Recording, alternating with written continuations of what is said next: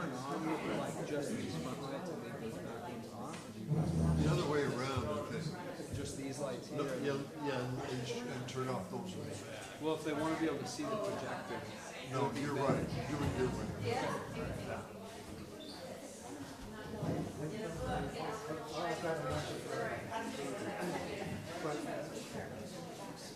I'll explain.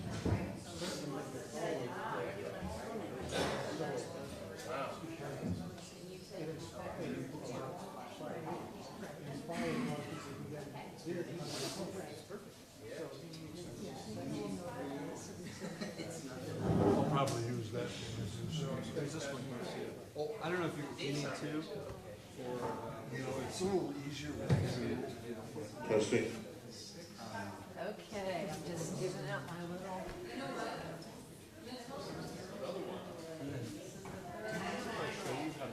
Oh, yes, yes, please.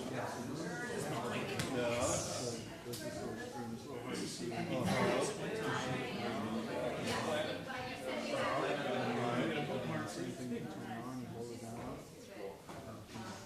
All right, great, thanks.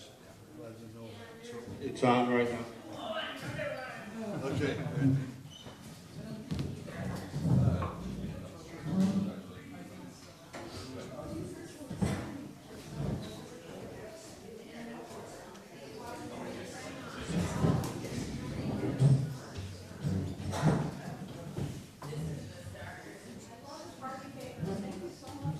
Well, it's 1:45. 1:45. Do you want me to go ring the bell, Ted? Yes, please. I will go ring the bell.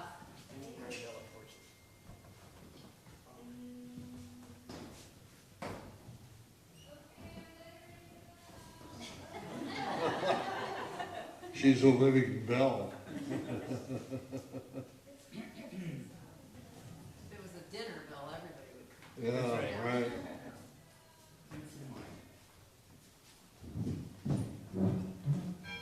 Oh, there we are. Okay.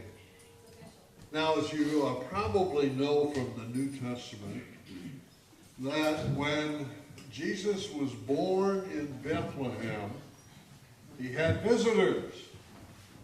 And among these visitors were 3 wise men, according to the Bible. But if you look at the apocryphal sources, there were 4 wise men: Casper, Melchior, Balthazar, and Jennifer. And we have the 4th with us today. It's time to think big. Galaxies, stars, planets, and life. There's hardly anything left out of that topic.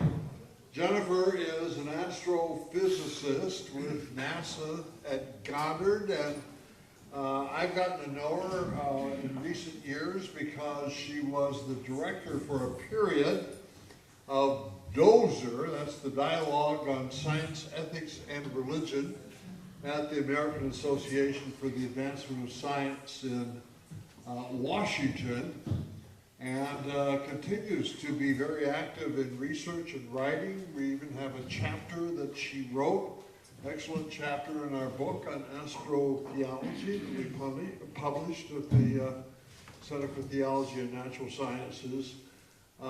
So get ready to think big. Jennifer. All right. Yeah.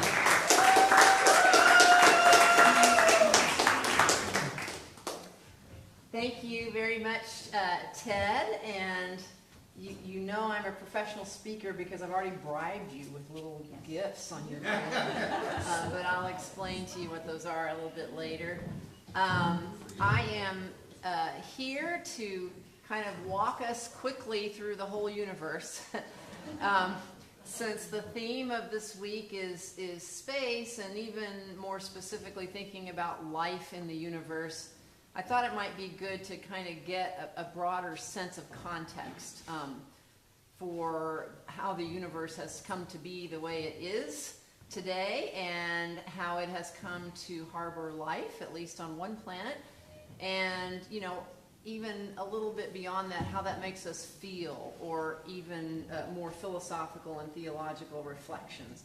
So my comments today are just my own. I'm not representing any professional organization. I'm not representing NASA. I'm representing Jennifer, because I want to share some of my own thoughts. I'm setting my little stopwatch here so I can keep track of time. Okay, so we're going to do just that today. We're going to look at galaxies, stars, planets, and life, and explore how our universe has become fruitful. Now, this is a bit dangerous. I've asked them to dim the lights as they've done so that we can see some of these pictures a little bit better, but of course it's after lunch and now it's dark and now it's nap time, and so anyway, if you want to take a little nap, it's okay. What, are people hearing me okay? Is the mic okay? Yeah, I'm getting a thumbs up. Okay.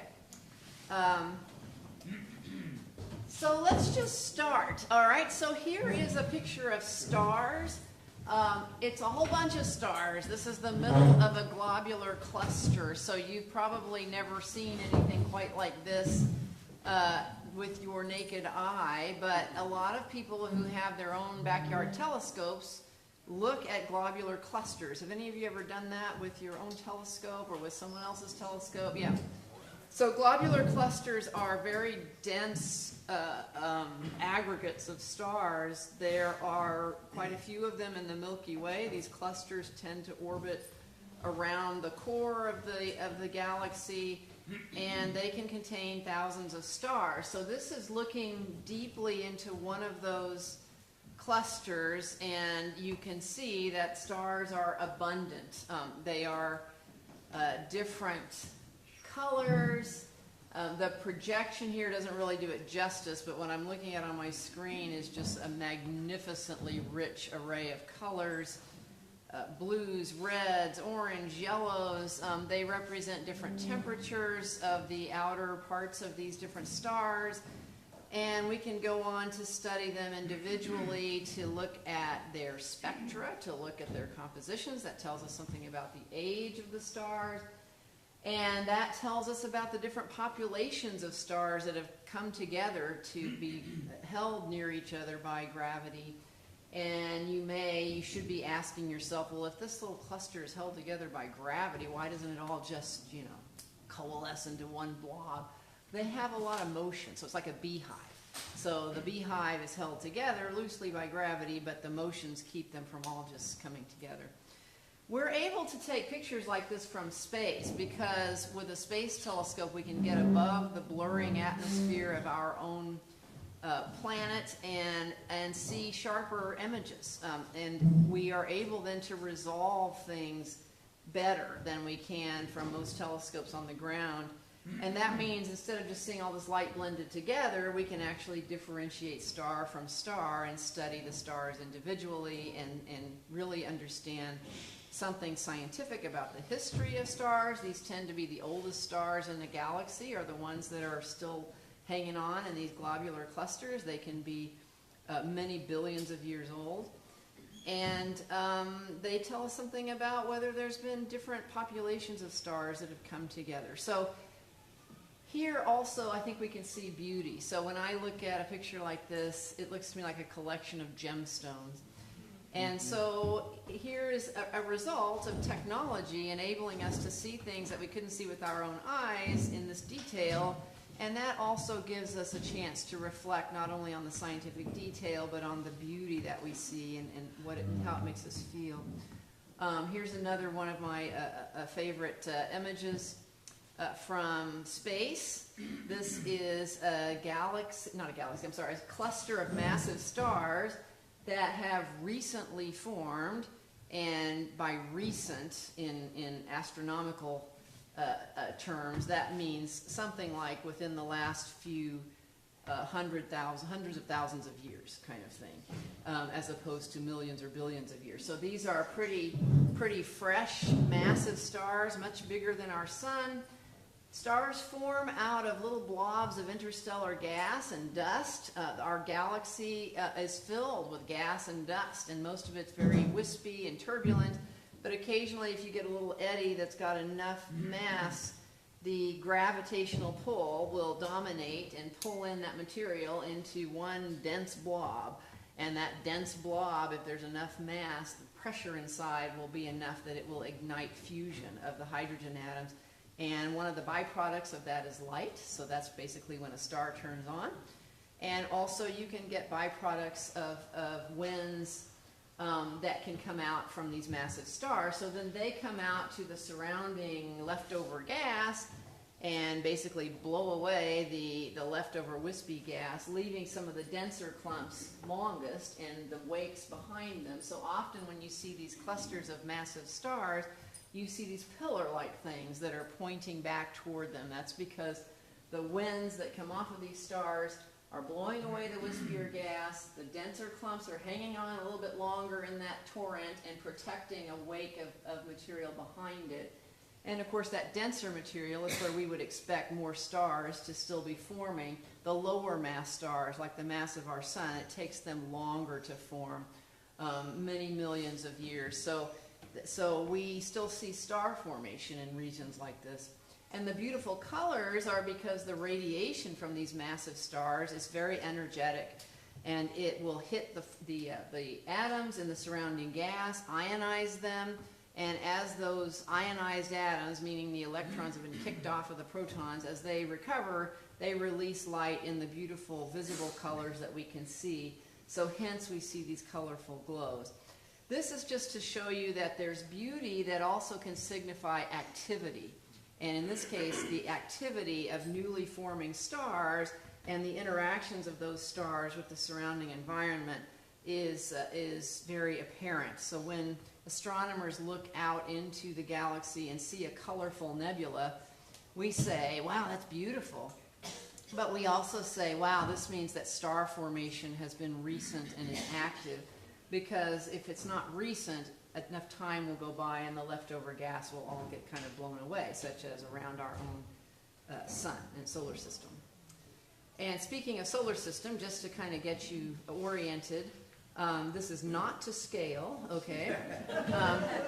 But this is our solar system. So we are on planet Earth, which is one of several planets that are orbiting a star. And our star, which we affectionately call the sun, is active in its own right. You know, there are flares, there are cool spots and hot spots, and all kinds of cycles of activity with the sun. And then each of these planets are interesting in their own right. Some of them have moons, like our Earth does, and some of the outer planets have dozens of moons.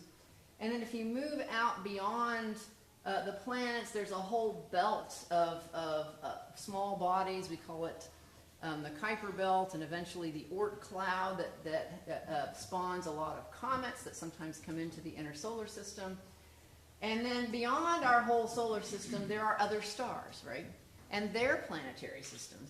And then beyond that, we can look at the galaxy as a whole that has hundreds of billions of stars, and we can look at other galaxies as you see there. And so this graphic is definitely solar system centric, because it's got all of our planets, and then, oh yeah, there are the rest of the universe too. Okay, so we'll get to that. But I just kind of wanted you to remind yourself of what we're talking about. So what you've heard about this morning is, you know, what it would take for us to get humans from Earth back to Earth's moon for longer periods of time, and then maybe on to Mars, maybe sometime in the next few decades. We've sent probes to planets throughout the solar system to send back pictures and images. That's what got me excited about astronomy growing up, was seeing those Voyager images of the outer planets and their moons, exotic worlds. But the only way we really have to study things beyond our solar system is through telescopes. So we use telescopes to study things within the solar system, and we also use probes and human spaceflight. And then we use telescopes to enable us to explore beyond the solar system. So what do I mean by telescopes? So we have different kinds of professional telescopes that are all being used actively these days. Some of them are in space. The most famous one is the Hubble Space Telescope at the top there. It's orbiting planet Earth right now, so you can kind of see Earth down there below. And again, the reason we put telescopes in space mainly is just to get it above our atmosphere so that we're not having to look through clouds and turbulence. But also our atmosphere filters out some of the light we want to look at. So, for example, a lot of ultraviolet wavelengths of light are filtered out by our Earth's atmosphere, which is a good thing for us, but it makes it difficult for us to study things in space that radiate in those wavelengths. So getting a telescope up above all that is very advantageous. However, it's also complicated, and there are good reasons to keep using telescopes on the ground as well. So we have examples of the Keck telescopes over here on the lower left in Hawaii, and the Atacama Large Millimeter, Submillimeter Array of radio telescopes that are in South America. That's a very powerful instrument receiving a type of radiation that helps us peer into some of these interstellar clouds and into these galaxies where stars are still forming. So astronomers typically use a combination of telescopes when they're studying anything, whether it's planets in our solar system or other stars or other galaxies or the stuff between stars, because different telescopes have different niches, different strengths. Some of them see different colors or wavelengths of light. Some of them see different swaths of the sky. Like Hubble sees a small, tiny field of view, but if you want to survey some big field of view in the sky, you need a different kind of telescope. And some of them are able to do long-term monitoring of things, which is not really possible for some of the more competitive telescopes. So, you know, we use a combination of things. Some of those space telescopes you may have heard of, including Chandra, which is an X-ray telescope in space, and the new Webb telescope, which I'll tell you a little bit more about. But Jennifer, I did not grow up thinking that I would become an astrophysicist. I didn't even tinker with telescopes. I'm kind of a fraud, but I grew up on a farm in rural Arkansas. So this is our family farm in the Ozarks. My parents were not able to go to college themselves, but they made sure that their children had the opportunity. And we didn't live near any city or any university, and I'd never met a professional scientist. But what we did have was nature. So I grew up, you know, wandering the farm, which you see there, and enjoying just observing wildlife, observing livestock, who are very, you know, animals, even, you might not think about it, but cows are very interesting creatures. They each have a different personality. They have feelings. I observed the flowers. Every day is a different day throughout the different seasons of the year. And I observed the night sky growing up because it was dark. And, you know, nowadays I go back there and the sky is not as dark because that glow from the nearby town just keeps getting worse and worse. But by observing nature, I think that made me, kind of primed me to be interested in science, right? Because science is the systematic study of how the natural world works. So I think those go hand in hand, of just enjoying nature and then enjoying the practice of science. And still my favorite part of astronomy is just looking. If I can go out someplace where it's dark enough, I can look with my own eyes or with people's personal telescopes. That's still my favorite part of exploring the night sky. Our professional telescopes have been enabled by technology, a lot of engineering. The Hubble telescope is unique because it was designed really to work in concert with human astronauts. So we have the engineers who designed and built the observatory, but then several times after Hubble was launched into low Earth orbit, astronauts have returned to the observatory to repair things or put in new and improved cameras. And so that's kept the Hubble telescope really at the peak of scientific return. Even now, we're 34 years into the mission, and it's providing more science return now than ever before. So it's really quite a powerful little marriage there between science, engineering, and the astronaut program. And now you may be aware that we have another very large, what we call flagship observatory in operation that's newer. The James Webb Space Telescope was launched on Christmas Day in 2021, and you can see some NASA officials there watching this launch from French Guiana. They're both very happy and very anxious all at the same time, but you can't tell it because they're wearing their COVID masks, but that's how they're feeling. So that observatory, James Webb, by the way, was the administrator of NASA back during the Apollo years, so, and he was a science supporter. So the Webb telescope here is a graphic of it, and it's got a bigger collecting area than Hubble because it's very sensitive. It also needs to have a bigger diameter to get the sharper images in the longer wavelengths of light that it looks at. And you see those funny looking pink things at the bottom? Those are sun shields that are always between the telescope and the Earth and sun to keep it cold, because Webb was designed to pick up very faint infrared light, and that's basically heat radiation, so you don't want interference from the Earth or the sun. This is the mirror of Webb as it was being put together in the big clean room at the Goddard Space Flight Center where I work, so it was really neat to watch that come together. And here's a little side-by-side.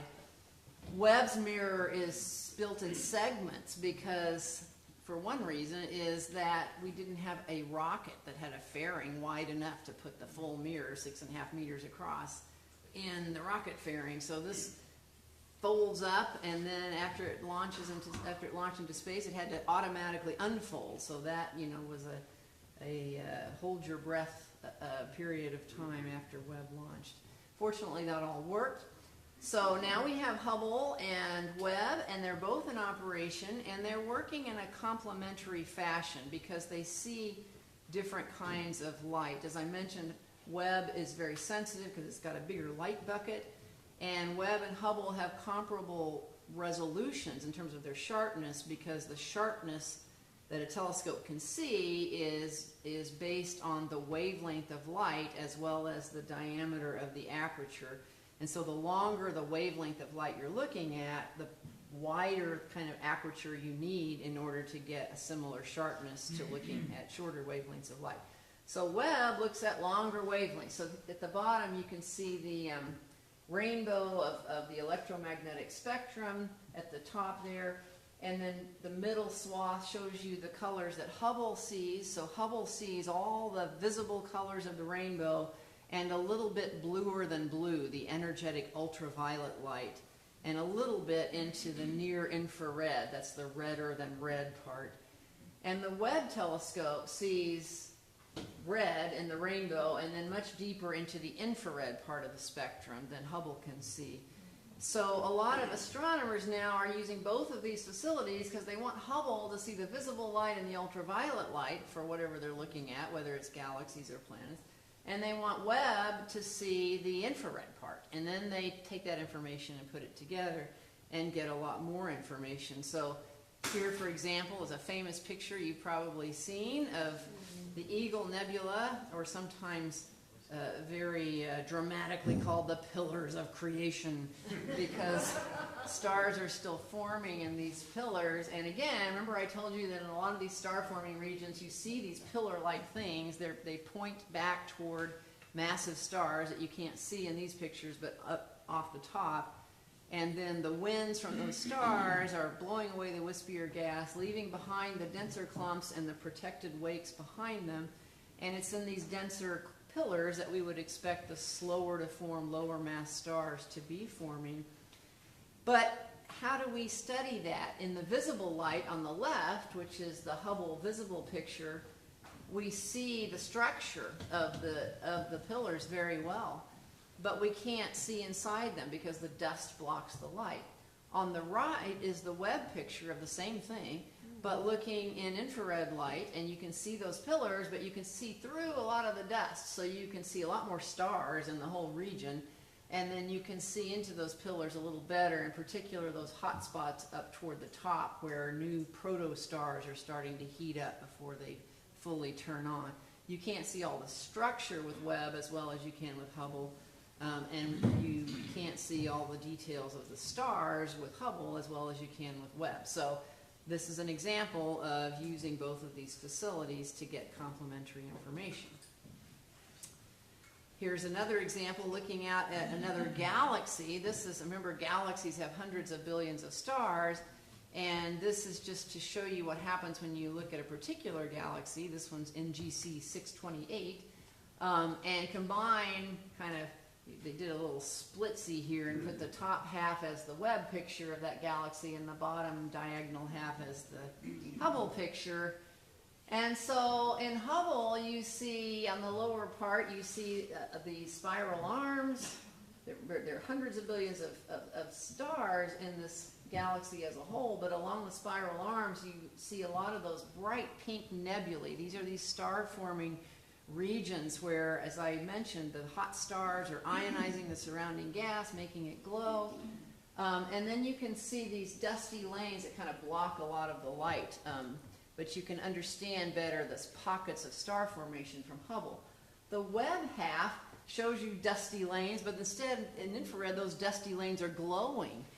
They glow in the warmth of infrared light, so you can study those dust lanes better with Webb, and you can study the star-forming regions better with Hubble. And so together, you get a much richer picture of what you're trying to study.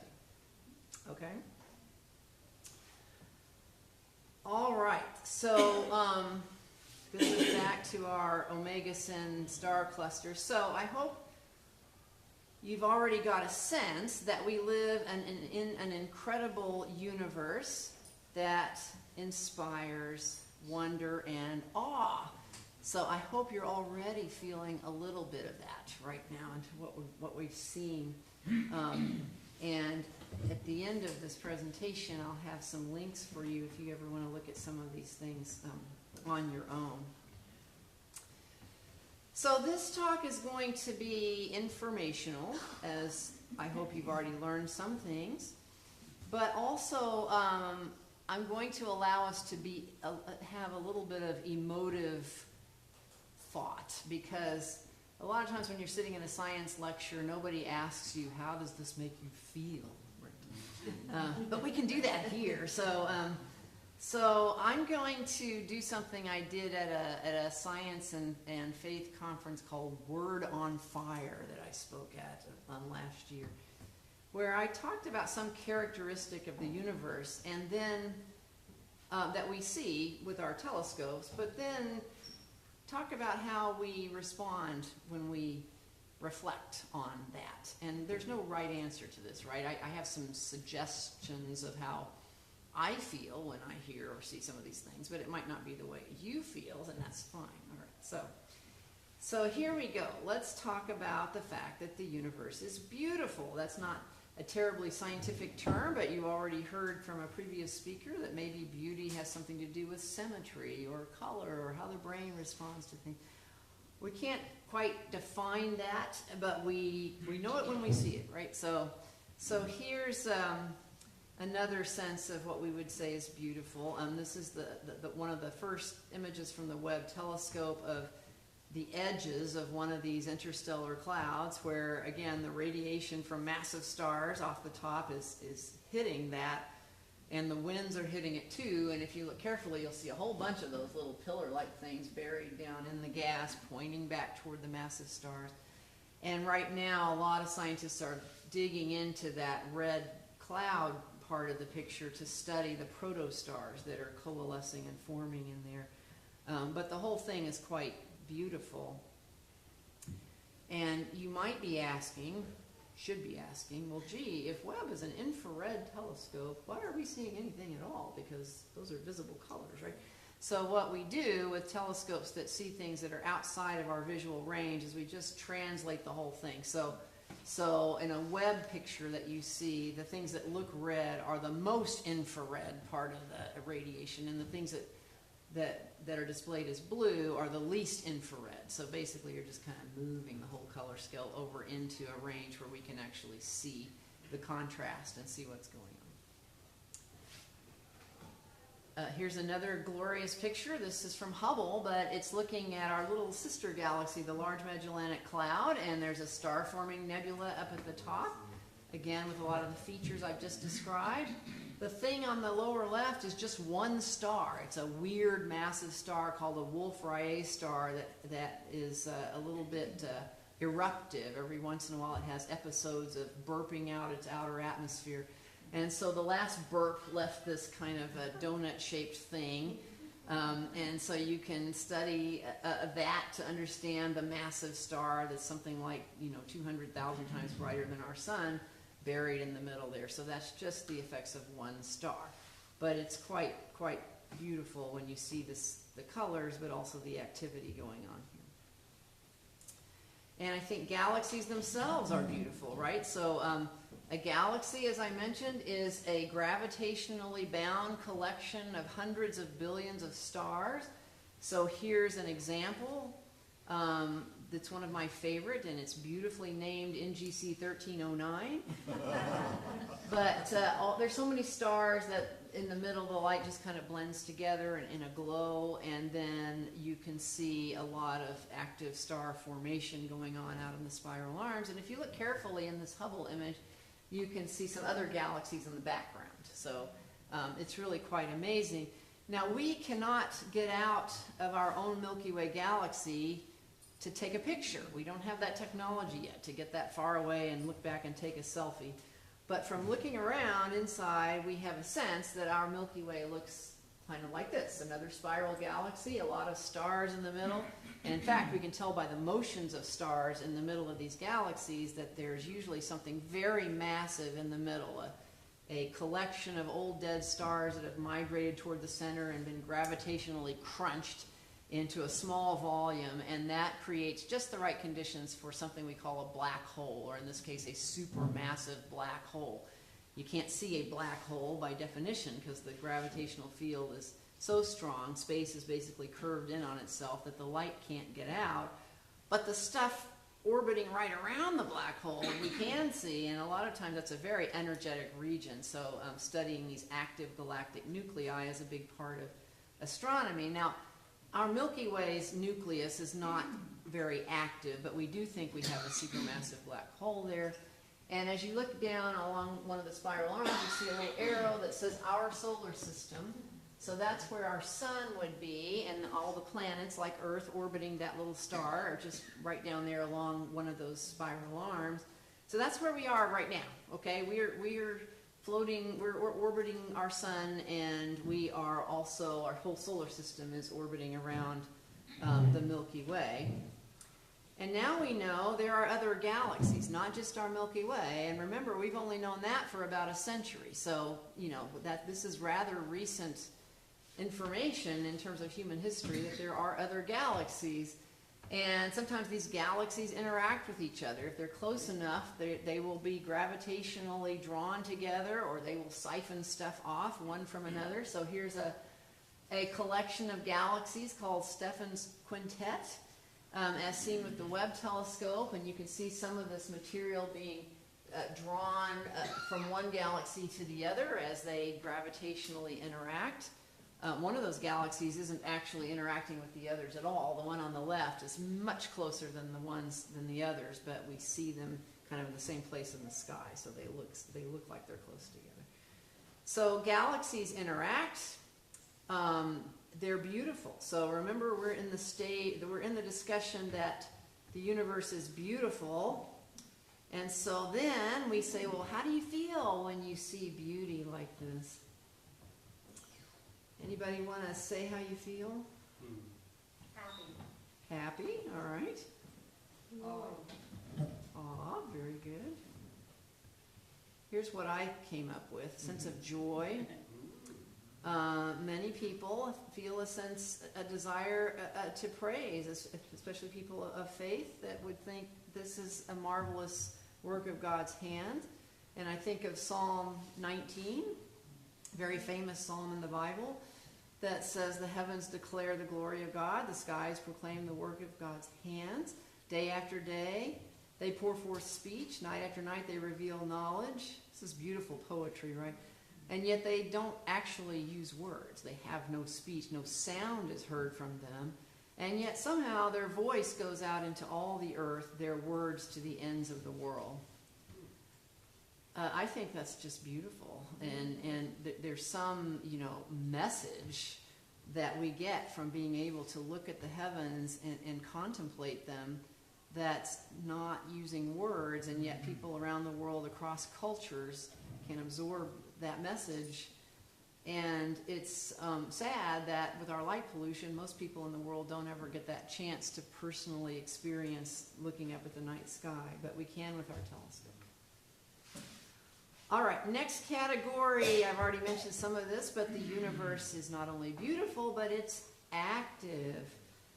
So let's talk a little bit more. I mentioned to you star formation. Here is a famous region of the sky. Anybody know what this is? Yes, exactly. Now this is a picture taken with a telescope on the ground that has a wide field of view, so you can see the whole constellation, and you see Betelgeuse up at the top, the big red giant star up there, and Rigel, the hot blue star down toward the bottom. And if you look toward Orion's sword, now to me, this constellation, when I was growing up on the farm, looking up at it, to me it looked like a kite. So, you know, there's no right or wrong answers about constellations, right? You can name them what you think they look like. So to me, this looked like a kite, and that would be sort of the kite tail down there at the bottom. But if you look at any of those stars, even with binoculars around the core of Orion, you see kind of fuzziness around them. And astronomers call everything fuzzy and nebula. So if we look at that little fuzzy star where the arrow is, but with the Hubble telescope, which doesn't see this big field of view, it sees a tiny field of view right where that arrow is pointing, we see more detail. So that's what's there. This is the Orion Nebula. And it is one of these regions, as I've described, that's being lit up and affected by massive stars that have already formed in the core of this nebula. In particular, one of them is bright enough and energetic enough to create the energetic light that ionizes all that surrounding gas and makes it glow in that beautiful color. And so here we are looking a little bit closer in, and those massive stars are right there in the upper middle. But massive stars, as I've told you, they form quickly, you know, sometimes in tens to hundreds of thousands of years, whereas the lower mass stars can take millions of years to form. So there's still lower mass stars that are trying to form in this torrent, and if we look a little bit closer, I'm going to magnify a couple of little objects here. In that torrent, they're magnified here so you can see them. They're little dots of light, and they're surrounded by these dark disks. One of them here is we're seeing it kind of face on, one of them we're seeing kind of edge on. These disks are about the diameter of our solar system, all right? So we now know that stars are still forming, but not only are they still forming, but they form in our era with disks of leftover dust and gas and debris around them. And it's in those dusty disks around forming stars that we now know that planetary systems form. So we now understand that planets form along with their parent star, and that planets are very common. And so I'll get to a little more of that later. And we're looking, of course, not only at planets outside our solar system, but planets inside our solar system. So here's a gas giant planet in our solar system. But if we look at it with different colors of light, we see different things. So there's Jupiter in visible light with Hubble, and that great red spot is a big storm. As we've looked at it with Hubble over decades, we find that that storm is shrinking, and it's getting faster. It's like a big hurricane, and other storms are cropping up. And so, you know, these are not permanent features. The weather changes on planets like Jupiter. And if we look at it also and add in the ultraviolet light that Hubble can see, it crops up right there at the pole. And so let me just turn on this, and you can see Jupiter moving, but those northern lights dancing at the top of Jupiter's magnetic pole. So that is just like Earth. That's the region where the charged particles from the solar wind are impacting Jupiter's magnetic field and lighting up. And so we can use these kinds of observations along with things like the Juno probe that is right there at Jupiter to understand the magnetic field of that whole system. So we know that planets form along with stars. We know that stars are still forming. But we also know that after a star burns up its inner fuel, which depending on the mass of the star can take millions or billions of years, but eventually stars run out of that inner hydrogen, they become unstable, and part of that instability means they release their outer atmosphere. So here's an older star releasing its outer atmosphere. We call this the butterfly nebula because it looks like a butterfly. The more massive stars, when they start running out of fuel, they become even more unstable and they explode as a supernova. So this is the remnant of a supernova that happened about 1,000 years ago. We call it the Crab Nebula. And these things are significant because you see the stars, that the atoms inside the stars going through these processes of fusion are creating heavier elements. So they start out with mostly hydrogen in the core. The fusion process creates helium and then heavier elements like carbon, oxygen, iron, nitrogen. And then as the material is expelled, as the star gets old, those heavier atoms are expelled into the interstellar clouds and medium and can be swept up into the next generations of stars. The explosion itself can create heavier elements on the periodic table that are then made available to enrich the gas, and they go into the next generation of stars, and they enable those dusty disks to form, the solids around planets and around stars and the planets to form in them. So stars are little factories that are creating just what we need for our generation of stars and planets. The different colors you're seeing here with the Hubble telescope are actually filters that are showing you different elements that were produced in that star and in the explosion that created this debris 1,000 years ago, still moving out. Activity continues as galaxies that are close to each other merge. Most galaxies, as you know, are moving apart from each other as space expands, but galaxies that are close enough to each other, the dominant force for them will be gravity pulling them together. And it seems that merging has been a very important part of the development of our universe. Here's a couple of galaxies that are in the process of merging. Here's another pair that are farther along. And as galaxies merge, they eventually become one bigger galaxy, but that whole process creates a lot of turbulence in the gas, and that turbulence creates, again, a whole bunch of star formation. So you see those beautiful pink nebulae that we've talked about before, shining here as hot spots of star formation that have been kindled by the gravitational merger of two galaxies. Now, in case you think this is interesting but irrelevant to you, it seems that our Milky Way actually is the product of previous mergers. We're surrounded by a swarm of little dwarf galaxies that are eventually going to merge with our Milky Way, and we're on the head-on course to merge with the Andromeda galaxy, which is a very large spiral galaxy like the Milky Way. And so the night sky should start looking quite a bit different in about 4 billion years from now. But this is an important process. Yeah. Looking forward. So we've now talked about that the universe is active. How does that make you feel? Exciting. Obvious. Okay. All right. Lucas isn't quite so sure. Yeah. Active can be good or bad. Yeah. It can be good or bad. Okay. Surprised. Surprised. All right. Celebrate. Okay. But I like celebrate. That's great. All right.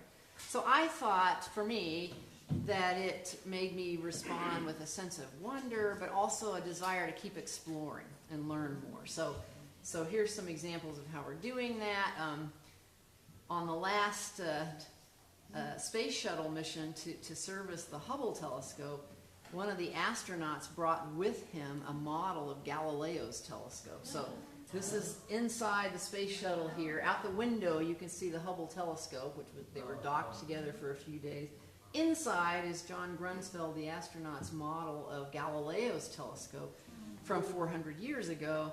And so you can see how the curiosity of Galileo using his telescope to actually make the first known recorded, systematic observations of space led to 4 centuries of development of optics, and now we have these major professional telescopes like Hubble in the background.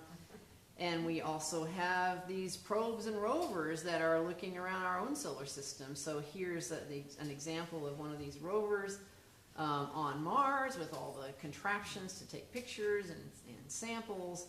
And so I like this idea that our curiosity and knowing that the universe is changing can spawn us to do more exploration. We know that Mars used to have rivers and lakes. We can see the evidence of that, but now it's like this cold desert. But if you dig under that dirt a little bit, you see a whole layer of water frost. So the question is, why have things changed so much on Mars? And, even in our own solar system, there's a lot of dynamic change, and we want to understand that better. Okay, so we've talked about the universe being beautiful. We've talked about it being active and productive. It's very, very big, all right? So I think Douglas Adams' novel starts out that way, if you've ever read his hilarious novels. But the universe is really, really, really big. Okay, so we've talked about this cluster before. I don't like just throwing out numbers because they don't mean anything to me. If somebody puts a 1 and 22 zeros after it and says that's how many stars there are in the universe, that doesn't mean a whole lot to me. But visually, I think we can get a better sense of context when we look at things like this. So this is the interior of that globular cluster I told you about, Omega Centauri. But we don't really know where that is. So I'm going to zoom out. I mean, we do know where it is, but you may not know where it is. So this is a picture taken from a telescope on the ground that sees a big, wide field of view of the sky, looking toward the center of our galaxy. So you can see it on the bottom part of this image, a lot of dust toward that plane. Remember, we're kind of in the pancake of our spiral galaxy. So when we look along the pancake, we see a lot more stars and dust. And if we look perpendicular to the pancake, then we see fewer stars and less dust. So if you look along the pancake toward the center of our galaxy, you see a lot of stuff. And you see a lot of bright stars around there too. And it turns out that some of those actually aren't stars or individual stars. Some of those are whole clusters. So we're zooming in now to this Centaurus constellation, to one of those objects, and then transitioning over to the detail that we can see with Hubble. And it turns out that's a whole cluster of stars. And then we're going to end up with what we started with, which was that core of Omega Centauri. Say, yay God, yay God. Okay, all right, so let's do that. You want to do that again?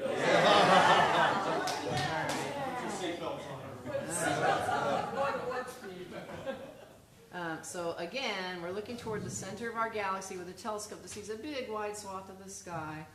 And then we're going to, whoops. Wait. All right, well, sorry, that didn't... we're zooming into that one thing, which actually turns out to be a whole collection of things, and then we switch over to the Hubble image, and we can start seeing the individual stars. Okay. So, context matters, right? With Hubble, you see all this detail that you don't see with that big telescope that gets the big field of view. But if you only had Hubble, you wouldn't understand the context of where this fits in the galaxy, right? So you need both types of vision to get a better understanding of what you're looking at. All right. So that's Hubble, that's not the Webb. That's correct. That's a Hubble image. This is also the Hubble image. This is the galaxy I mentioned to you, NGC 1309. But now we know, ever since the earlier years of the 20th century, when there was a big battle amongst astronomers as to whether these nebulae, these fuzzy things that they were seeing, were in our own universe, galaxy, or whether they were what they thought would be outside, or island universes outside. So we now call these galaxies, and they are definitely outside of our own Milky Way. And now we know there are a lot of them. So this is one of the famous pictures. I think Paul Carr showed this yesterday. This is what we call a deep field taken with Hubble. And it is the product of just pointing the telescope toward a direction of the sky where there aren't many nearby stars to drown out the picture, and you just collect light for several days. And this is the result. So you're looking kind of like looking through a soda straw at a boring direction of the sky and collecting light. And this is the result of that exposure. These little blips of light are all galaxies outside of our own galaxy. So I think there's one or two foreground stars that have little diffraction patterns on them from the optics in our own galaxy. But every other one of these blobs, even the little tiny ones, are galaxies outside of our own. If we could get far enough out of our Milky Way and look back, it would look like one of these little spiral things. So there are thousands of galaxies even in this one tiny field of view. In any direction of the sky you look, you see something similar. And so from that, we can discern that there are hundreds of billions of galaxies in our observable universe, meaning the galaxies are not so far away that the light could never get to us in the time that there's been for us to be observing. So there are hundreds of billions of galaxies in our observable universe, and each one of those galaxies can have hundreds of billions of stars. And if they're anything like our own Milky Way, each one of those stars could have planets. So, you know, that's what I mean. Just putting a bunch of zeros under numbers doesn't do a lot for me, but just seeing these things visually does evoke responses from me. How does it make you feel? Small. Yeah? Nice check. Connected. Connected, okay. Complete. Exciting. Feels Small. small, yeah, okay. Suspicious, somebody said.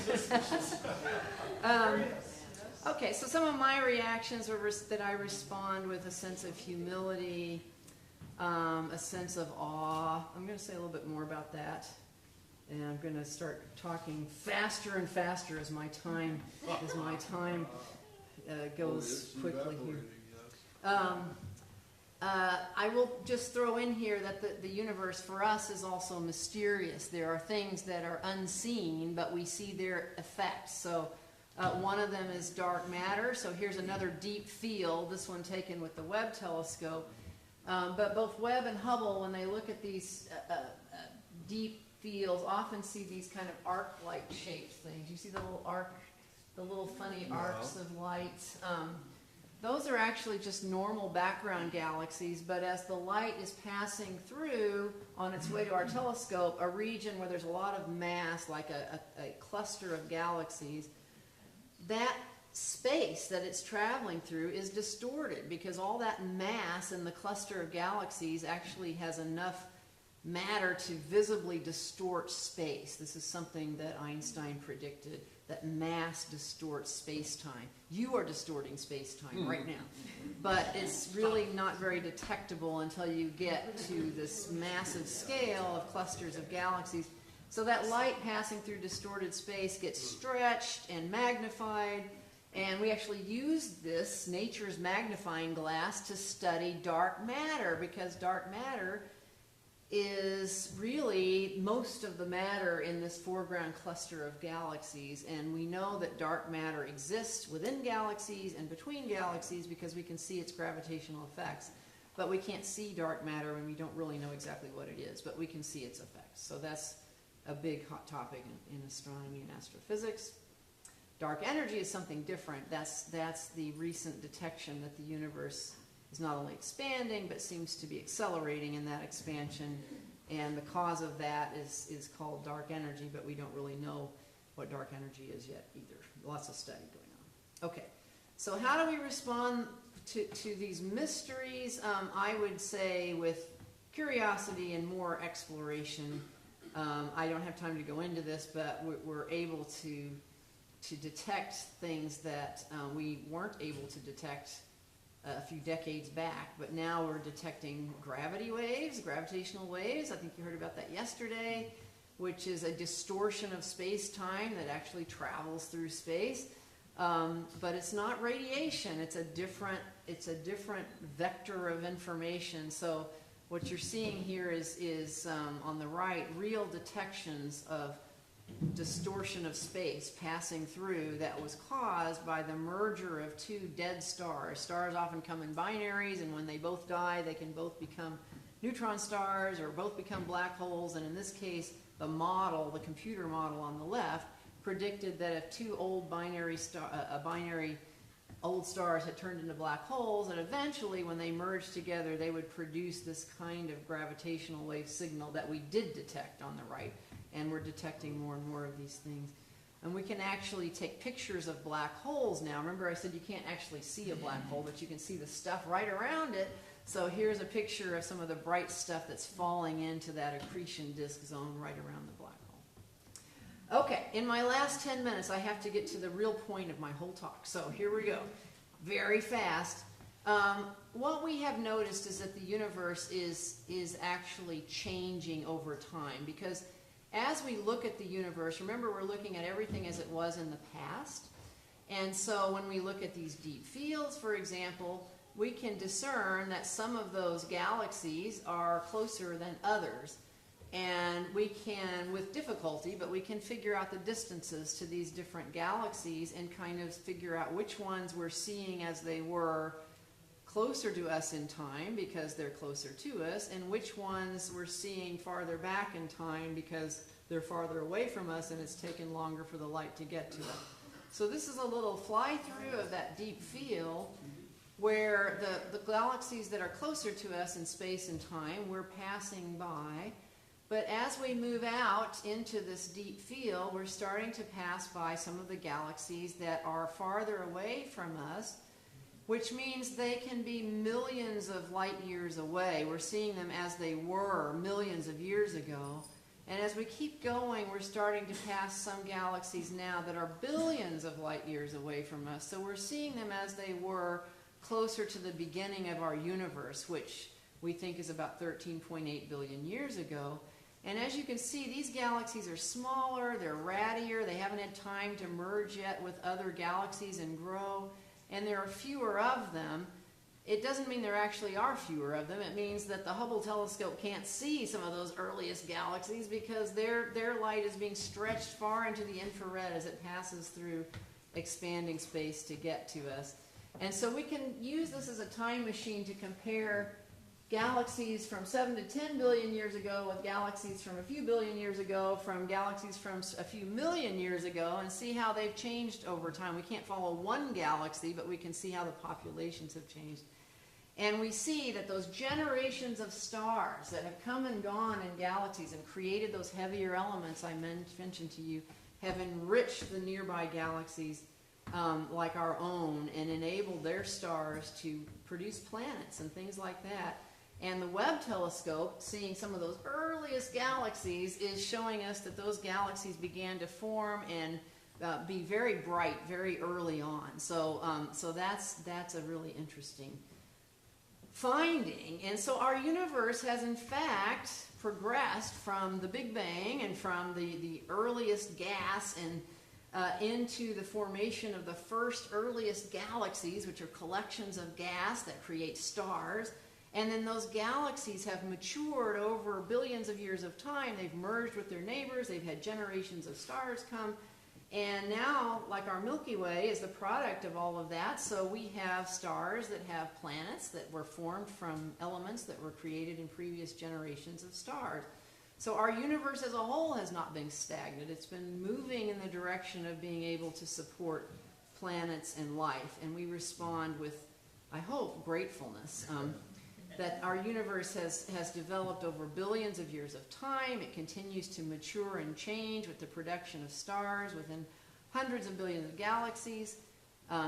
Those stars creating heavier elements, enabling planets to form around more recent generations of stars. And this is providing conditions for life to thrive on at least one planet. Okay? And in fact, we're connected with all of this. Jill Tarter, on whom the movie Contact was based, she said, our bodies, the atoms in our bodies, were forged in other stars, right? We're made out of stardust. The iron in our blood came from a star that blew up 8 billion years ago, and so forth. So we're connected physically to the universe. And so this is interesting, right? We're seeing this progression of the universe toward life. Does this mean that the universe has a purpose? I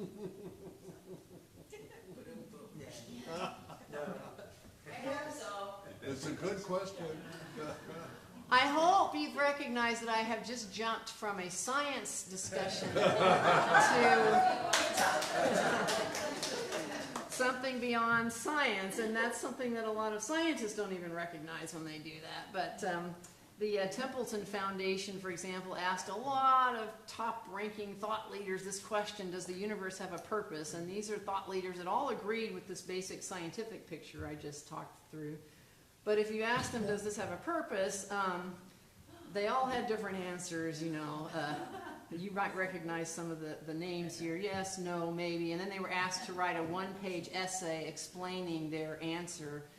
And I don't have time to go into all of that right now, but Peter Adkins, he's a British scientist, says, no, the only reason to think it does is sentimental wishful thinking, which underlies all religion. It's an unreliable tool for the discovery of truth in mankind.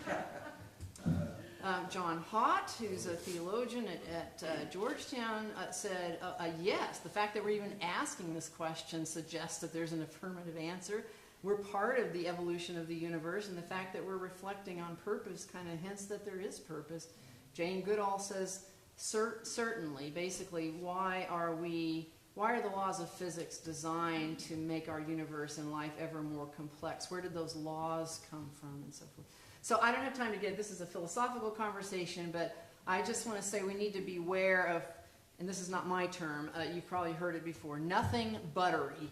When you hear somebody say that we're nothing but our DNA, or we're nothing but our brains, or we're nothing but information, or we're nothing but our genetic makeup, that's called nothing buttery, and it's usually wrong, because we are complex assemblages of our biology, our environment, and the interactions of everything about us, and it's very difficult to be a reductionist as we keep learning more and more about these things. All right, I have, according to my clock here, I have 4 minutes. So I'm going, because he said I could have an hour, and so I want to say that our universe is fruitful, okay? By fruitful, I mean it's producing planets and life. And so, of course, this question is not new. Are there other planets in the universe? Is there another Earth out there? Is there life? Well, we now know the answer to that first one. There are planets other than those in our solar system. We're discovering many of them with different kinds of telescopes. And in fact, this is the latest histogram. I just produced it today off of a website you can go to called exoplanet.eu. And that's the year of discovery on the bottom and the cumulative numbers of exoplanets that have been detected outside of our solar system. So we're now at over 5,000. And these are just, looking at planets around stars nearby in our own Milky Way galaxy, because it's very hard to detect these things. So now we're looking at the details of these exoplanets. What are they made of? We can only, because they're hard to observe, we can only study them crudely, but we're starting to measure their atmospheric characteristics, their temperatures, their orbits, their parent stars, and which of these could be possibly habitable for life. This is another science situation where Hubble and Webb are working together to take spectra of these exoplanet atmospheres and figure out the patterns that tell us that there's things like water vapor or carbon or other elements in the atmosphere. And eventually we're going to be looking more and more for what we call biosignatures in other exoplanets, things that if we look back at Earth would tell us that there's at least simple biological activity going on. For example, oxygen being produced by plants, liquid water, which might make it habitable, looking at signs of spectral signatures of plant life, or even methane that comes from animals on Earth. Maybe there's a whole bovine planet out there, who knows? And we have to rule out other explanations. So you heard about the Drake equation yesterday. These are a whole series of variables that tell us how many technologically advanced civilizations there might be. Well, we're doing pretty well on the first few of these variables now, finding the rate of star formation and the fraction of those stars that have planetary systems. For the Milky Way, it looks like most stars have at least one planet. And then we have to figure out what those planets are like. So I am going to skip over so much great stuff.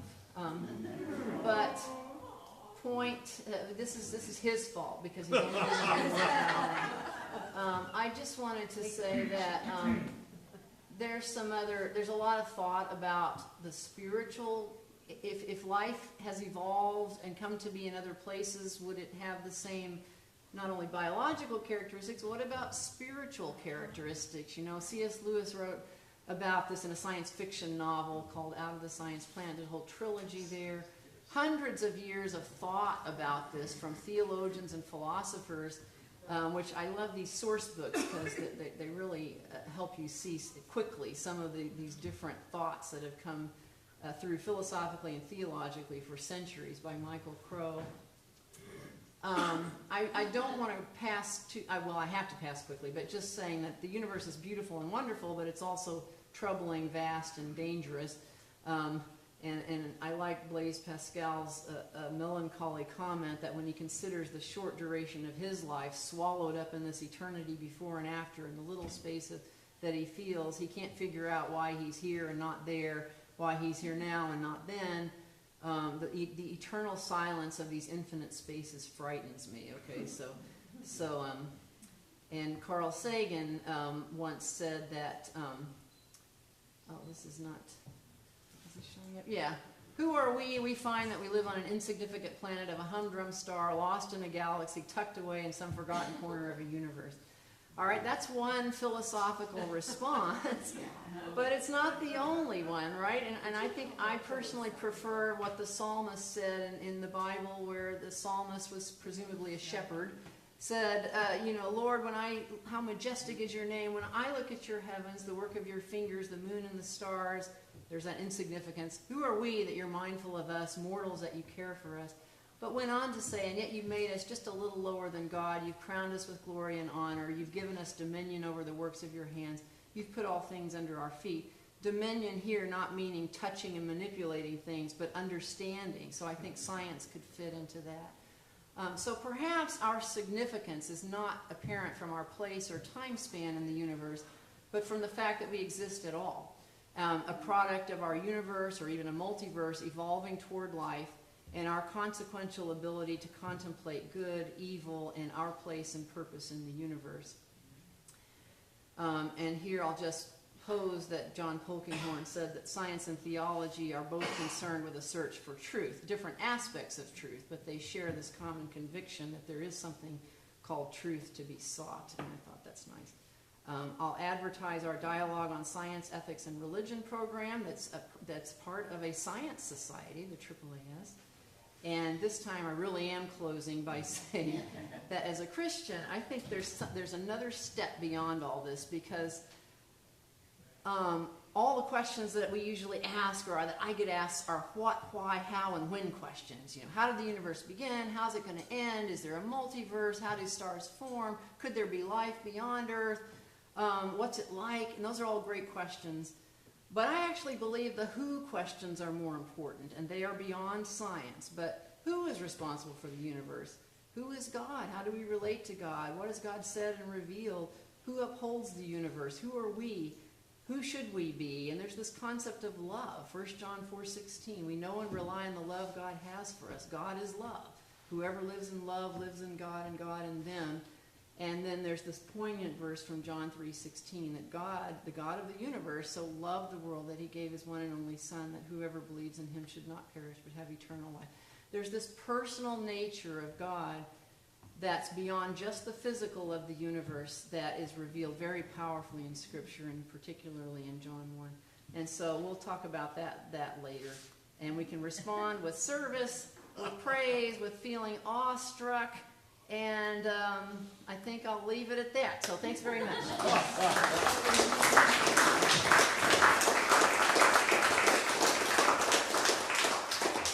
maybe Cole, you can flip on the light, if Cole is still here. All right.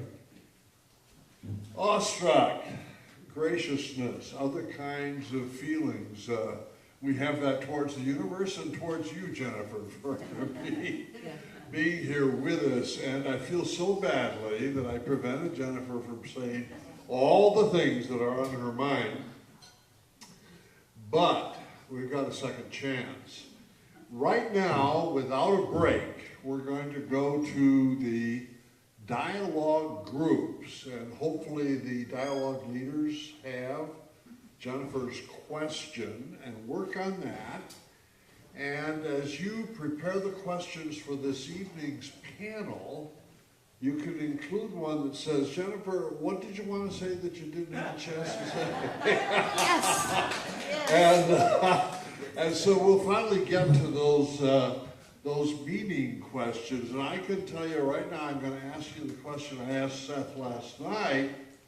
Can you expect that beauty and such values are going to exist in the consciousness of someone on an exoplanet like here? Don't answer it now, but think about that.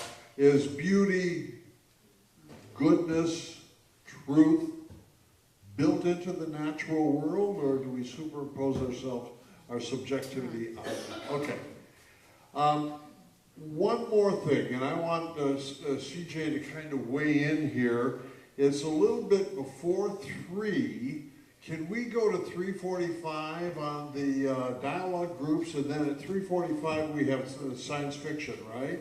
We have the science fiction at 3:45. It's okay if you guys come back in here at 3:45, or just right around Well, suppose we go dialogue groups to 3:45 and then science fiction at 4. Would that be okay or no? Science fiction at 3:50. Give a 5-minute break.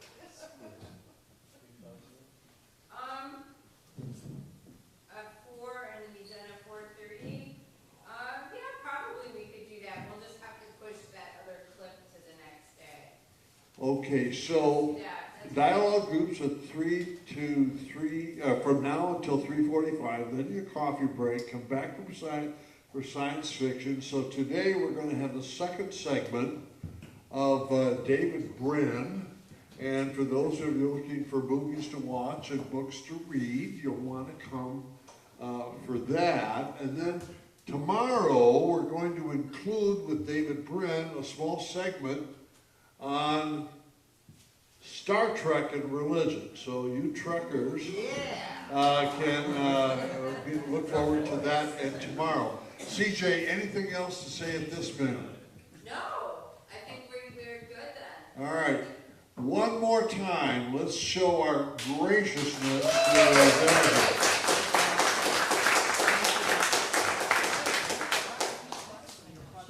Yeah, so there are some gifts on your table, 3 different kinds of bookmarks, and you're welcome to have one of each kind. So what did you want to look at? There was a project,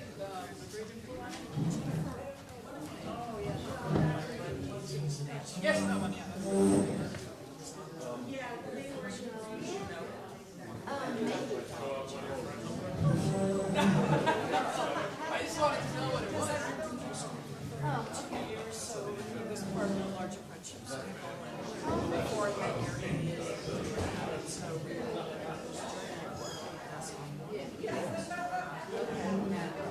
She's got some more. I want to make sure to introduce you, so.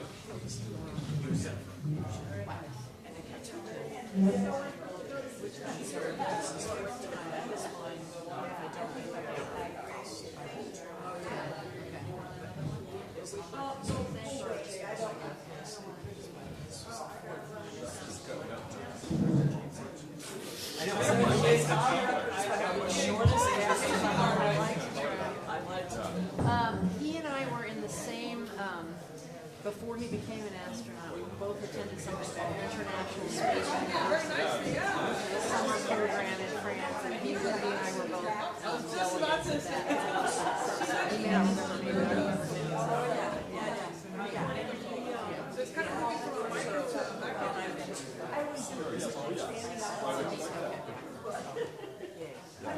Okay, good. Thanks, Jennifer. That was You're wonderful. welcome. And I just told these guys, you set me up nicely for tomorrow's Oh, discussion. good. To some extent, so Okay. thank you. Awesome. Okay, good. Jennifer, I just wanted to make sure that you met Trev because I know we've been talking about science from seminaries in Islamic. Yes. And I think he would be a really good contact. Excellent. So,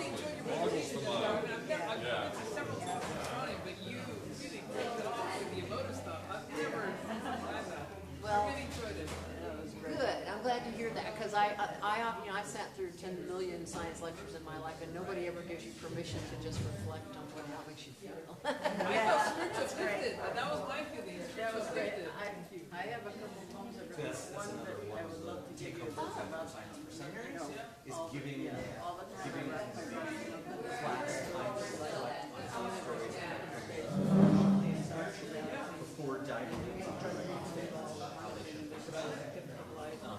And particularly the responses that are it's opened up a lot. Well, you're just gonna have to gift send it to me. I Rarely have exactly the issue. I'm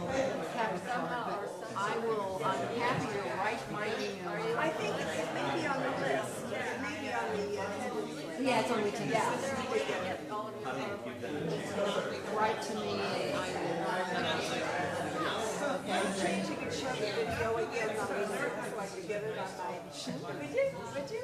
Well, actually, what I can do is I can give you there were two Zooms. There was The one from where it went down and then I to the took stars and to the thing. the constellation.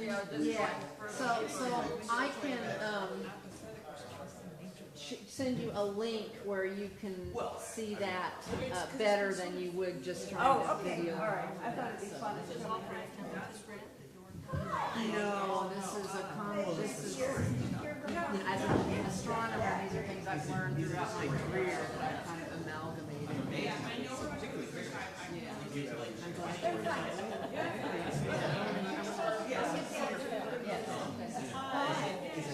I'm glad I heard you say That's a very complex story. But it's is it a story about the oh, I'm so sorry. that's also a compelling story. I'll go on your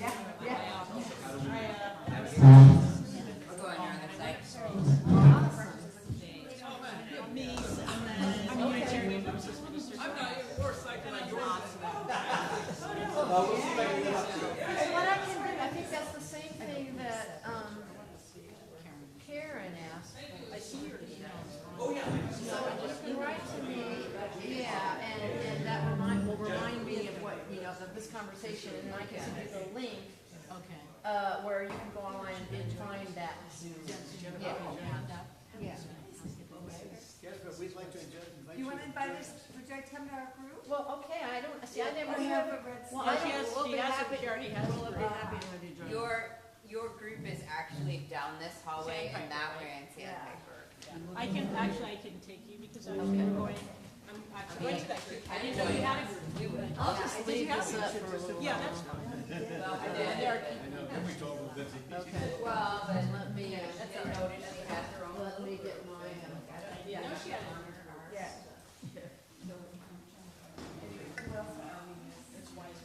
Well, Linda's. I'm coming. okay, so I'll follow you. Yeah, we should go this way. Wiseman. Okay. He had to he had to take a nap too. I didn't know if people would still like to be inspired. I needed a nap. I did not sleep well. Okay, so we're, All right, I'll we see were you. asked to leave at 3:20. And we're gonna go slowly past that. I already put one question down. Okay. Jennifer, can you say what you didn't have time to say? Yeah. So,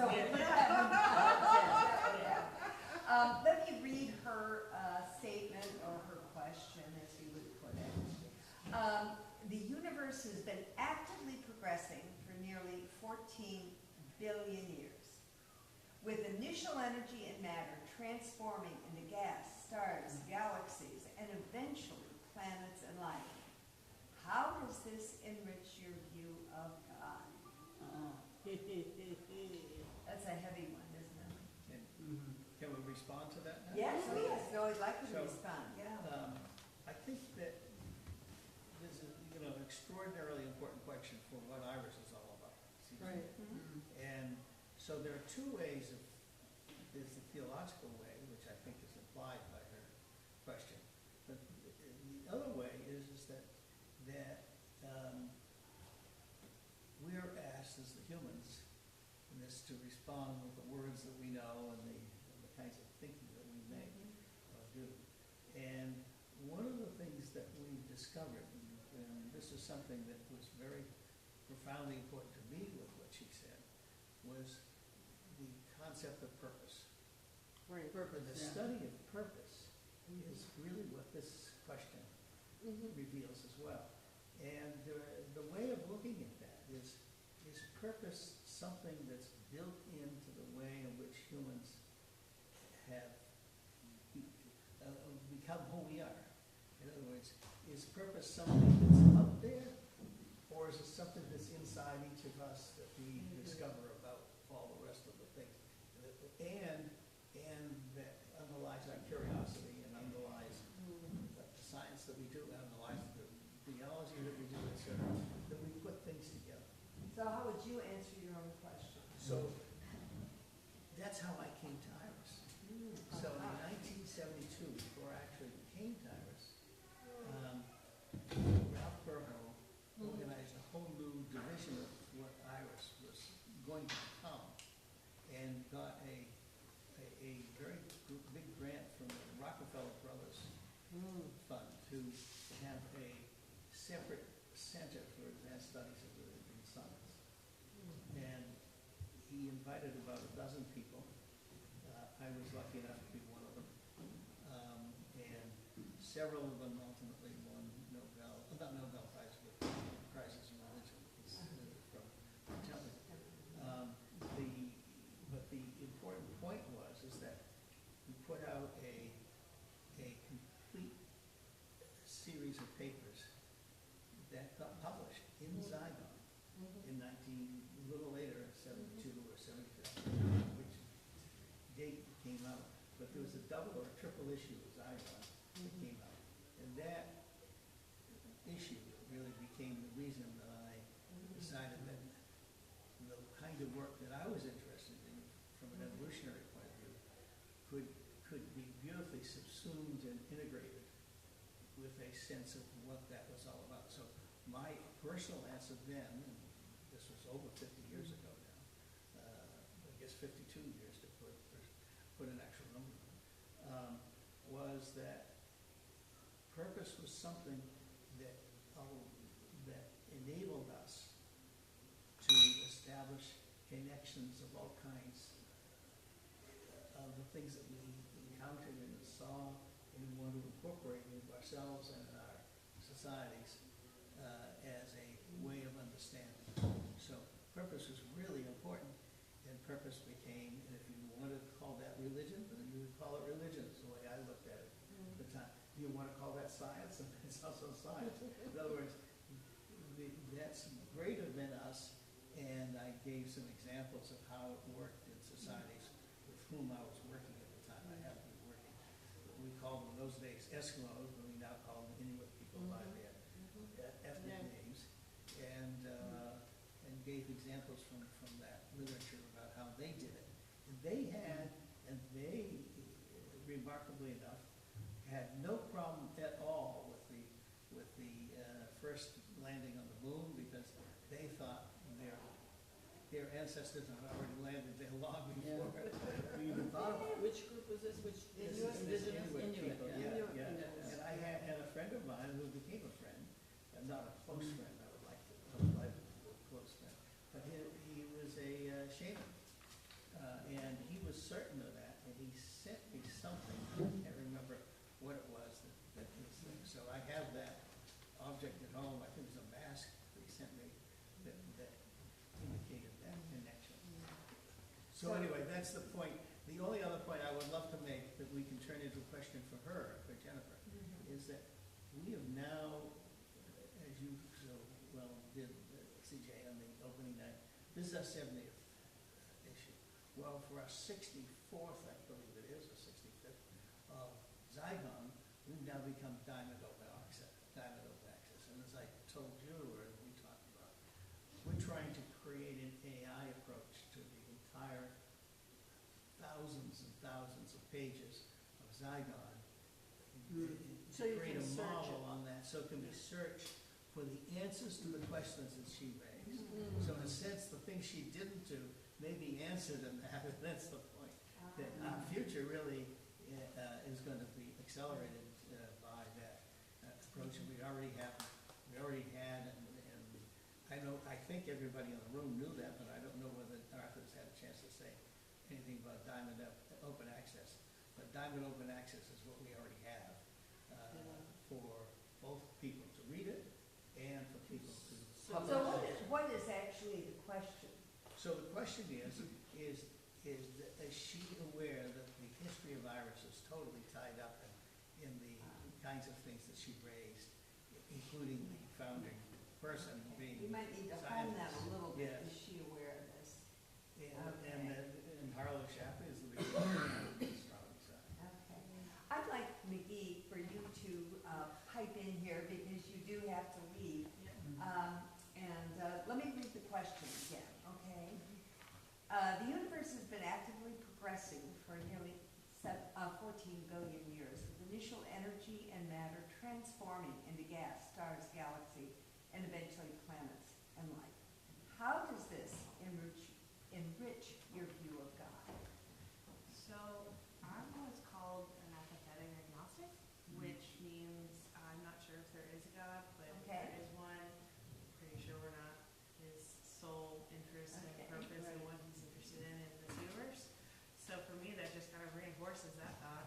Okay. But it's like, and I'm also one of those agnostics who, doesn't know if there is a God and is super comfortable with that. Like very comfortable in the not knowing part of it too. And so I think that also just sort of, It's like Yeah. you're okay with ambiguity. yeah, right, which I think knowing A lot that, of people aren't. that we've had 14 billion years of universe evolution, and there's going to be a lot of other planets on there, potentially a lot of other life there that, just because we never see it doesn't mean it doesn't ever exist either, and that's fine with me. Yeah. Like, I'm super, super okay with that. So, So it kind of reinforces your own, yeah, your my own, my yeah, belief. yeah. Mhm. Do you relate to, when she does read something from the Psalms, does that mean anything to you, or is that just another piece of poetry? Yes, it's poetry Okay. to me. That's how I Yeah. see a lot of it.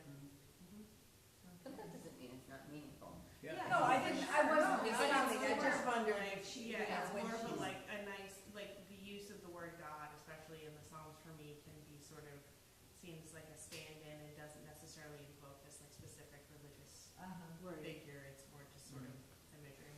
yeah, okay, thank you. Our brains work that way. In other words, we now know this, that the musical side of ourselves is in a separate portion of our brain.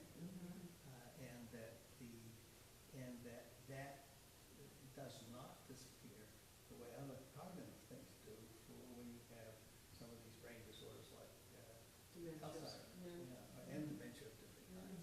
So the point I'm making is that poetry is, it seems to me, is very much a part of that part of our thinking. Yeah. That is much deeper than we think about ourselves. And that allows us to have new light on why we're sitting around this table right now.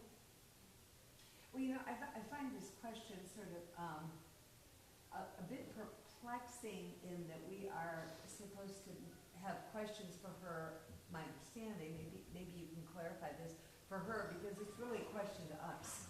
Right, so why don't we make some questions for her? Yeah. Like, what kind of questions do we really want her to be Yeah, answering to us? Yeah. And I think She's a question out of, I would like to know her answer to that question. Yeah, I think that's. yeah, well, right. Yeah, I think that is a point, yeah. Because I agree. she's very Christian, which it's, That's uh, fine. very interesting to me also, because I feel like often, especially in my generation, you see a lot of separation between people who are religious and people who are scientists. And so when you meet those, the ones that overlap, it's always really interesting to find out, what their views are, especially about something like that. How about if I just say, what is your answer to your own question? Great. Would that be good? And I also think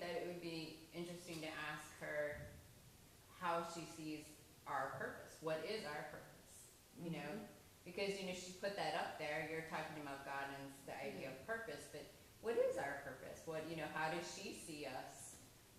Or maybe do we have purpose, right? Because isn't that the questions you put up there that the Yes. different scientists said yes or no, and I answered, I hope so. that was so funny. I was back there and I said, because I have ADHD, so I do weird things like that. We all Sitting do. next to me, and I went, I hope so, because that's one of those things you don't always, you just kind of blur. And Well, anyway, so. I didn't. What I'm wondering about, because my husband and I have been doing some discussion on this lately, how does she reconcile a biblical creation in 6 days? She doesn't. No, She understands evolution. You don't have to, Evolution. I you think do not that's, have to have an understanding of, interpretation of scripture, but yeah. this is a whole. That's a very specific creationism is what you're talking Right, about, yeah. and almost, Which I reject. which almost But the data doesn't. very few No, Christians and hold. wouldn't you be, I would be surprised if anybody here holds that view. Correct. Creationism. Right, right. Yeah. Right.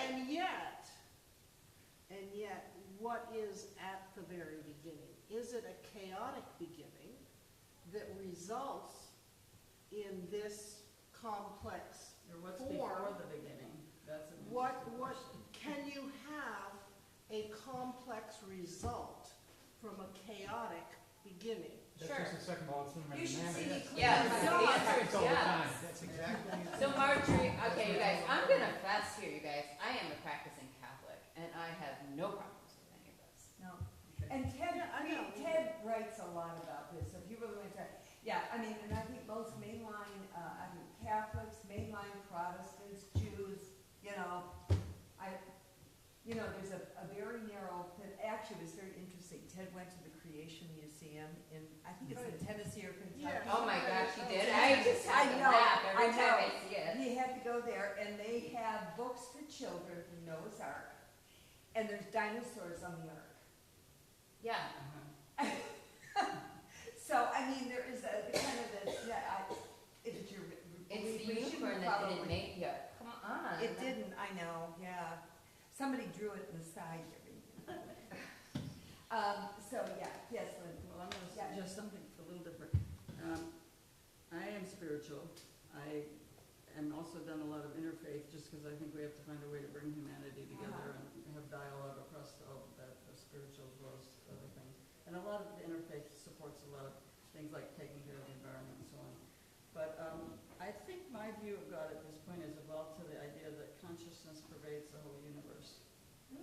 And that the purpose of life is evolution. I mean, just for evolution, this idea, you can criticize me if you want, that life starts with like vibrating strings and then particles and then atoms and then molecules and then complex molecules, more and more complex life you're talking about.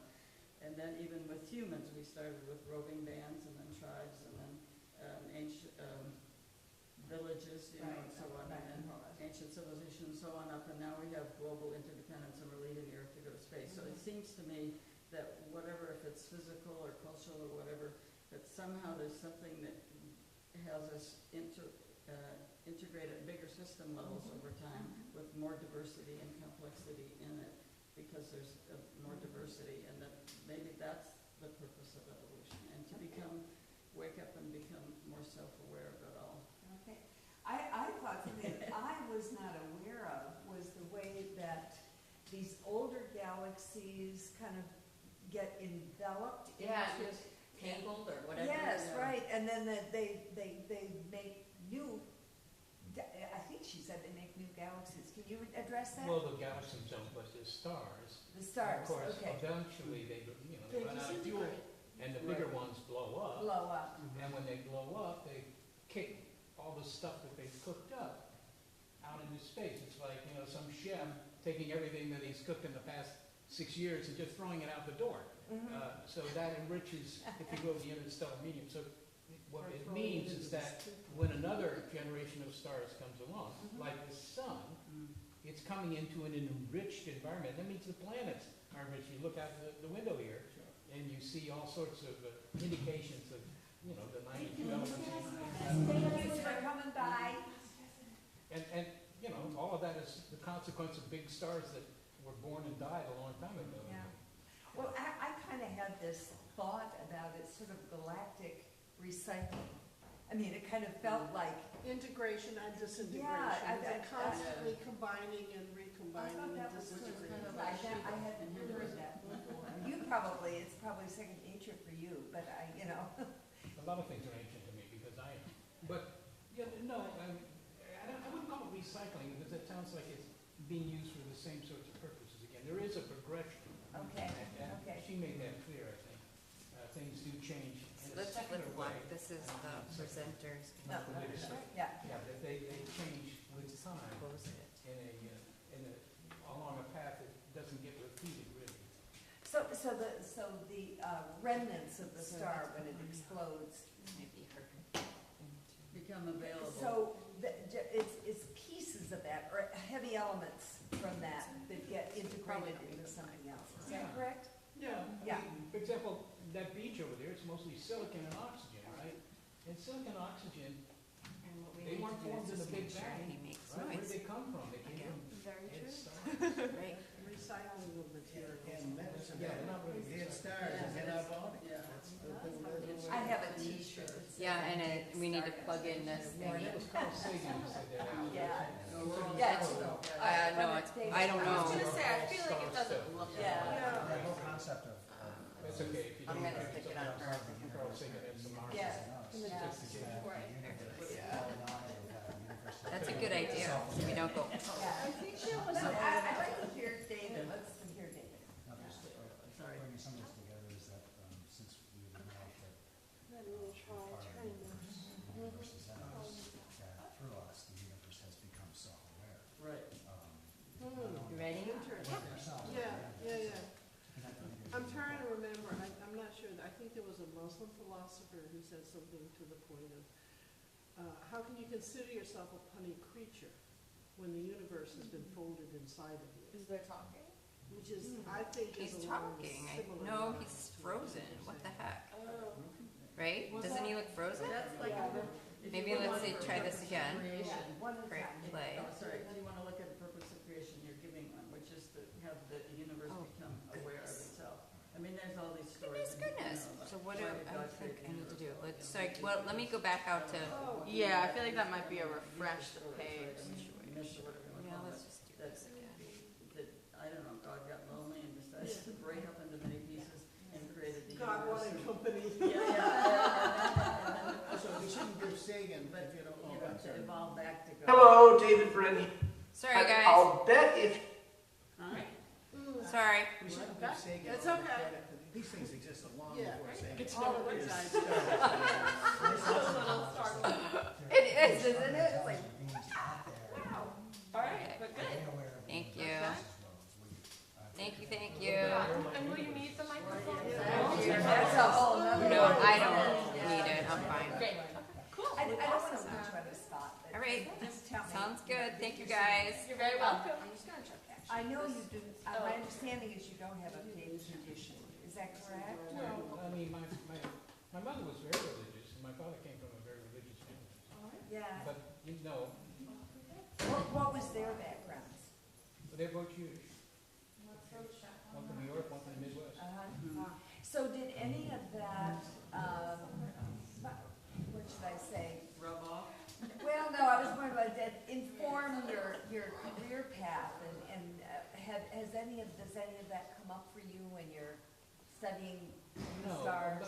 but only, I mean, if you give a talk about, well, Jennifer gave this wonderful talk, and I also give talks, and people will ask, particularly in places like Italy, I notice it, especially in Italy, I'm not quite sure why, but people would always ask at the end, do you believe in God, or things like that, and they were very keen. as I'm in the midst of applying for residency right Sorry, now, guys. wish me luck. Grammarly's Hang on, again been a Let lifesaver me with my skip this application. for a second. That's okay. Okay. It's good you want to be ready. I'm sorry, go ahead. No, well, that was all I'm gonna say, that you do get questions like that from the public. Oh, yeah. Because Yeah, yeah. they wanna know, is there any reason to all this, or is it just mindless physics playing out? And how do you respond to them? Well, I don't know the answer to that, of course. I mean, that's what everybody here has been saying, and it certainly applies to me as well. On the other hand, and at this this may just be a reflection of the way our brains are organized, but it's hard to believe that all of this is just, random. Right? Yeah. That it has no sense of direction, or for that matter, that there isn't some reason for it. Yeah. And, but that may be just the limitations of a Homo sapiens brain. It might be, but it feels good, doesn't it? I mean, we I don't like to know. think that it's true for certain, but, I yeah. just, well, I so guess. I used to always say, because I would be asked a lot, and I would say, because you get asked the question, is God real? And I said, it doesn't make a difference if God's real or if God's not real. That I think that as Homo sapiens, that understanding of something greater than ourselves, which I would define as God, plays a huge role in how we understand ourselves. And if you think about this, you think about like the 12-step programs and things like that. What do they try to do? Well, you have something greater than self, because having everything on self is too much. So in our brains, like you were saying, the way maybe our brains are wired, and next year's conference is all about this, how our brains are wired. And maybe our brains are wired in some ways to need something greater than self. So like when I was asked a lot of times about Humble ourselves. that we have this, right, we have this understanding of something greater than self, and that I just put your stuff right here. Awesome, okay. I did not turn the computer off. That's all right. No, I'll And take so, it. and I think your power cord's right down there. Okay. So anyway, that's kind of, and I said, well, I think it's not so much as whether or not there's God in the universe, it's just, I think there's, as a Homo sapien, who I think there's something there that having greater than self is comforting maybe, or maybe necessary. But or, just to provoke you, I mean, could that just be the result of having, for the first, 2 decades of your life, having indeed some entity that was greater than yourself, that was giving you direction? Maybe. And then called your You mean parents? maybe, but that doesn't mean, but that's still significant, right? Oh, it's certainly significant. It might be very significant, but the question is, does it tell you anything about theology? And I don't know. What about Einstein? Didn't his view of God was more the awe of the universe? I mean, there's some. I think Einstein's understanding of God's gotten really confused. I've read everything from that he didn't really have a feeling of God to really he was very faith-centered. But I think it was. I read one thing that it was more the awe of the universe that I think he was his sense of God. I mean, it is awesome when you look at all that. I mean, Yes. totally awesome to me. Yeah. And it makes you very humble, which is actually a good thing. It certainly is. Well, she used humility as one of her words. Yeah. That's one of her words up there. Yeah. I think it's Yeah. important. So let's. But you know what's, I'm sorry, I shouldn't have, No. but there's a humbling effect that you're just this little person in this vast universe, and yet there's this amazing sense that maybe that you're part of it as well. Yes. I mean, both. Yes. Yeah. Exactly. It was striking to me, the question of meaning, if you think about it, that we've reinvented that hundreds, if not thousands of times over generations. And I'm talking about thousands of generations now, because we have the archaeological data to pretty much demonstrate that people were asking this question